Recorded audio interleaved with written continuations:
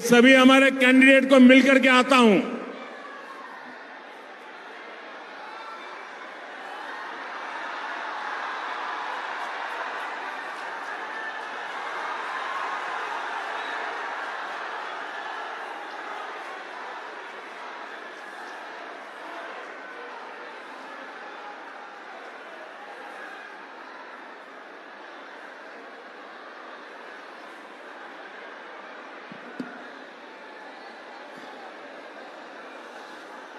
भारत माता की।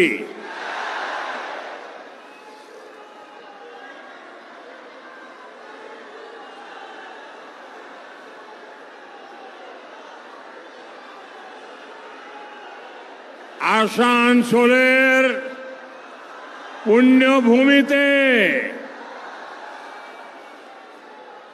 अपना देश छोबाई के अमार प्रणाम। इस मंच से मैं मां कल्याणेश्वरी के चरणों में नमन करता हूं।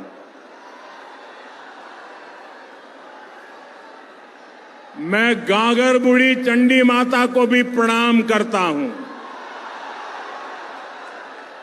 साथियों, हमेशा की तरह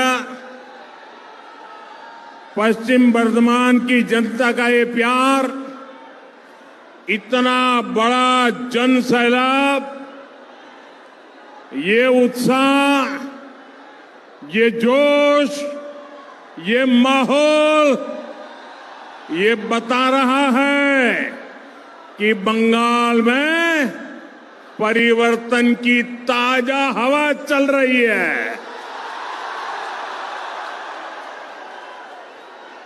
बंगाल में परिवर्तन अब पत्थर की लकीर बन चुका है।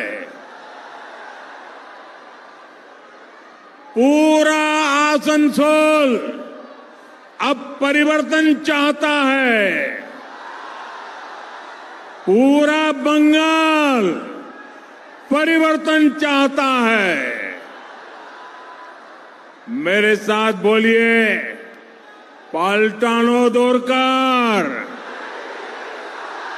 पाल्टानो दोरकार, पाल्टानो दोरकार, पाल्टानो दोरकार, पाल्टानो दोरकार, पाल्टानो दोरकार। भाइयों बहनों, ये गूंज यहां से दुर्गापुर तक जाएगी, रानीगंज, सालतोरा और रघुनाथपुर तक जाएगी। ये बंगाल के जन जन की आवाज है। बंगाल में टीएमसी के पापों का गड़ा अब भर चुका है। बंगाल में अगली सरकार डबल इंजन सरकार बनेगी। 4 मई के बाद बंगाल विकास के एक नए युग में प्रवेश करेगा। साथियों,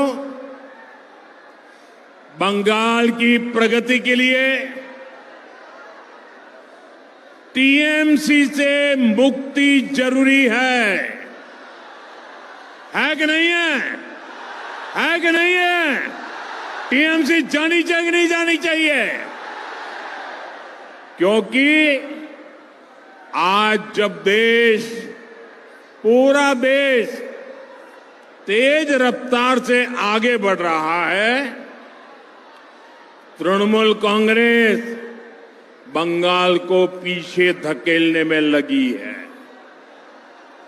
यहां के संसाधन, यहां की संभावनाएं और नौजवानों के अवसर सब पर टीएमसी के गुंडों का कब्जा है।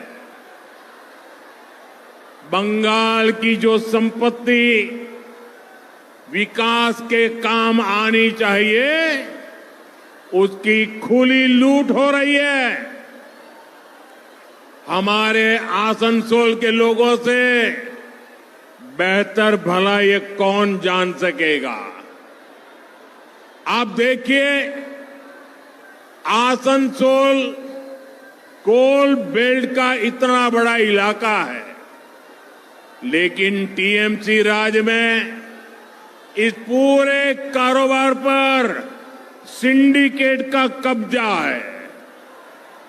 कोयले की कालाबाजारी, कोयला माफिया, बालू माफिया, भू माफिया, ये सब इस पूरे इलाके पर बोझ बन गए हैं। बंगाली मानुष इससे परेशान है। साथियों, आसनसोल और दुर्गापुर का ये पूरा इलाका जो कभी बंगाली नहीं, पूरे देश के औद्योगिक विकास का बड़ा केंद्र था। साइकिल से लेकर रेल तक, पेपर से लेकर स्टील तक, एल्यूमिनियम से लेकर ग्लास तक, यहां कारखानों की लंबी चेन थी।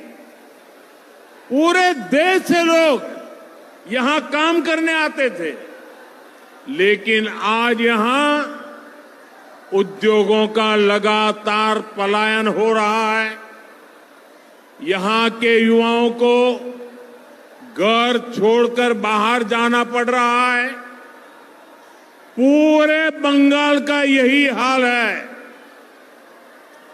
पूरा बंगाल इसी संकट से घिरा है। साथियों, मैं आपको कुछ आंकड़े भी बताना चाहता हूं। हमारा भारत एक विशाल परिवार है, बहुत बड़ा परिवार है। 140 करोड़ देशवासियों का परिवार है, जिसमें अलग अलग राज्य उस परिवार के महत्वपूर्ण हिस्सा है। ये राज्य जितना कमाते हैं, उतना ही परिवार की, विशाल परिवार की आय बढ़ती है।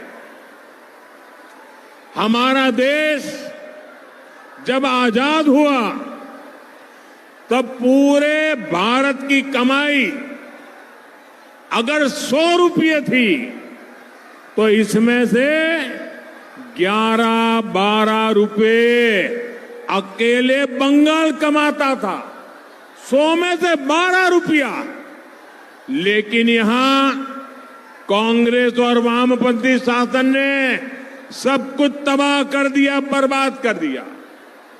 और इतना कम था तो 2011 में जब आपने टीएमसी को मौका दिया, तब देश की कमाई में बंगाल का हिस्सा घटकर 6 रुपये रह गया था। आपने टीएमसी पर विश्वास किया था कि वो हालात सुधारेगी, मां माटी मानुष के लिए कुछ करेगी। लेकिन टीएमसी ने तो बंगाल के साथ निर्ममता की सारी हदें पार कर दी। और आज क्या हालत है? आज अगर देश 100 रुपये कमाता है, तो बंगाल का योगदान सिर्फ 5-5.5 रुपये रह गया है। कभी 12 रुपया 100 में से, आज 5 रुपया 100 में से। साथियों, एक आम बंगाली, इसकी आमदनी लगातार कम हो रही है। और टीएमसी के विधायकों और टीएमसी के मंत्रियों के, टीएमसी के टोलाबाजों के, टीएमसी की सिंडिकेट के बंगले बड़े बड़े हो रहे हैं।